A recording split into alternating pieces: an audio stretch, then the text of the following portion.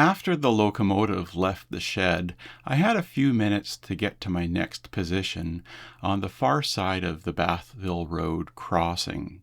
The crew was kind to wait a few moments for me to get into position so that I could record the engine running light up a slight upgrade to the station to couple to the passenger cars in preparation for the first trip of the day. This is a dramatic scene with the visual of the steam exhausted from the stack and the sound of the engine working hard. Guess what I did? I hit the button to turn on my video camera, but I never hit the button to start record. And a couple minutes later, when I hit the button to stop record, I saw that recording started. I hate that feeling, but it's good to get the mistakes out of the way on the first morning of the trip. Hey, at least I got the still photographs, and it was a good reminder to just always take things slow in a nice methodical manner.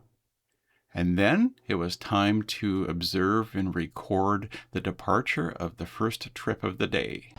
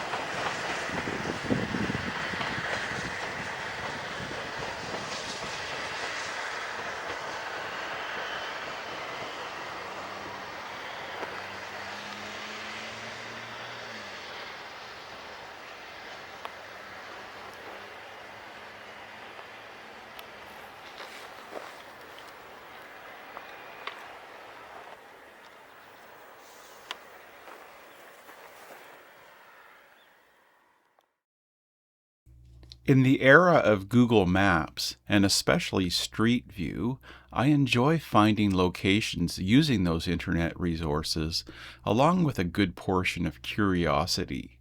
And so it was with me finding this spot with a brief upwards view to the track on the Big Horseshoe Curve.